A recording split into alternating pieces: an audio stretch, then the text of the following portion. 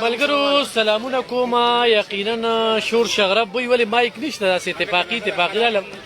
دا د واده زلمې دی، ورسره خوا کې ناست ډاکټر جمشاد صاحب چانه چې مونږ علاج معالجه کوو. زمونږ یو ډېر تکړه ارجې حیات ګل تالاشا چې ډېر ورکوټوالي نه په دلبر به مو اورېده، داسې غلې غلې پکې مونږ هملته لاړو. او بله او علمګیر شیرپو د ګیلې شکوې مې ته شته خو یې مه کوه، خولې راله چپ کړه. ګینې نن مې داسې خبرې کولې. ګرانو کتونکو مطلب مې دا دی، حیات ګل تالاشا له خدای پاک ورکړی د خدای دې نصیب کي. خو موږ خلک چې ودونه کوو نو پلانکي شادي خال ته به راشي، نو اکثر هغه شادي خال کې زموږ دومره پیسې ولګي چې هغه روټۍ موږ ته په بیه پرېوځي. دلته کې داسې یو د واده سیسټم جوړ کړی، زه تاسو ته ښیم چې دې وخت کې خو پنډه لاړله، خو دا زه په هغه اخري ټایم کې راغلی یم او موږ هم ډېر په جد کې ورننوتو. نو چې په جد کې ورننوتو نو چې چېرته کېناستو نو لکه صبر ودي شا صبر مو نه کړو، خو صبر هم کړو نو بیا به خاص ځای ته بوتلي وو. ولې چې سجاد صاحب حجاز صاحب هم اوس راغلی و، ډېر مینتونه یې راته وکړل. نو دا شاته غټ ځای جوړ کړی دی، دا وګورئ جي، دا باقاعده د پارکینګ ځای دی. د کلیوال واده چې کوم دی نو د هغې یاد یې را تازه کړل او د کلي خلک ټول رامات یې تالاشا شیرپو او بیا عمرزو کې دوی د ډېر وخت نه روزګار کړی دی. نو جمشاد صاحب د عمرزو دی، د عمرزو بازار هم غونډ راغلی دی او دې رور ته ډېره مبارکي وایم او دا هم ورته وایم هسې نه چې دا روڼ هم بیا پرېږدي. اکثر چې موږ دا ودونه وکړو که نه نو دا ښځې دومره زورورې شي چې موږ بیا روڼه خویندې او دا پرېږدو. خو د حیات ګل د رورولي چې کومه ده دا یو ډېره مثالي ده او د دغه رورولۍ په وجه باندې چې کوم دی نو خدای پاک پې ډېر زیات رحم کړی دی او غم لې راغلی. خو د واده لاسې بې سده راغلی یم، بې سده داسې چې ریډیو کې وینا کړې ده.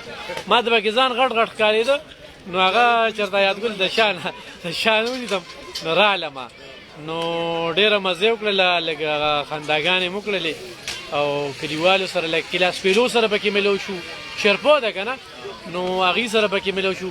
حیات ګل لکه کلي کې تا هم چېرته شادي خان کې واده کړو نو بد لکه دا مونږ اصل کې خپل کلتور خپل کلچر نه رول غواړو او هر هغه قام ختم دی چا چې خپل کلچر پرېښود. چونکې زمونږ د دې علاقې خلک زما په هر مړي کې زما په هر غم کې دي، نو چې زما خوشحالي په شادي حال کې داسې دي نشي منځلې څنګه چې ده سره ما سره دلته دې کې ما سره منه وکړه.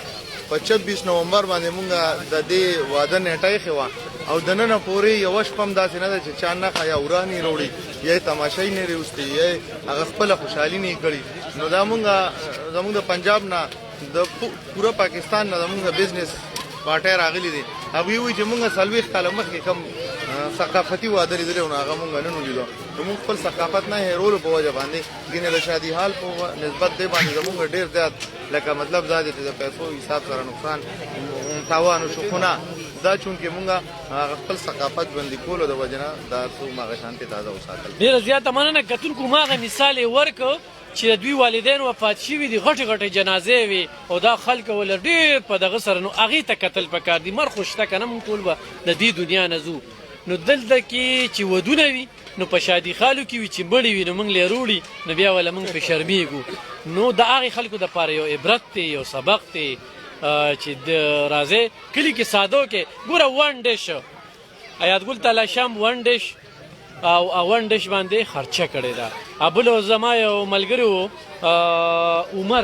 عمر ډوکیټ د هغه واده و د دوه وروڼو واده یې غټې روجې پخ کړې وې او ډېره زیاته خواري پې کړې وه. دا دې ګورئ دا دې زمونږ د جامع محمودیه چې کوم دی نو مدرسین او دا قوم رو رسېدل، جلال قاري صاحب په خیر دوی هم دا دې رو رسېدل. نو حیات ګل تالاشا او د هغوی وروڼو یو داسې تعلق جوړ کړی دی او داسې روزګار یې کړی دی چې ډېر مینهناک خلک دي.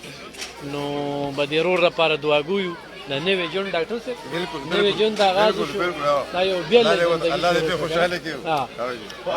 ما ورته خپل خدمات هم پېښ کړل، نوي کار نه چې استاد یې ښه وي نه دا استاد نه که نه خو دا ده چې ډاکټر صاحب خپله ډېر د مینې ډک سړی دی.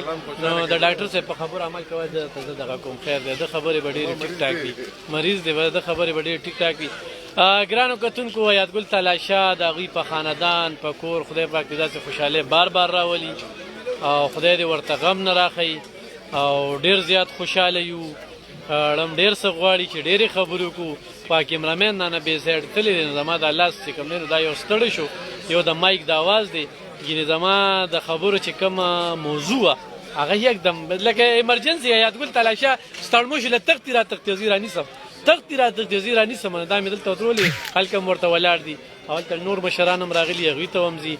نو دعاګوی ورله تاسو هم دعا کوئ او زموږ د دلبر رادیو ټول ټیم را روان دی خو هغوی اکثره چې کوم دی لیټ راځي لکه غوړو پسې ګرځي. نو پکار ده چې لږ لږ په ټیم راشي. حزب الله صاحب ستا پته مې وي نو مبارکي درته وایم وروره او تا ته مبارکي یم او الله هم دا نوی ژوند ښکلی کړه. مننه.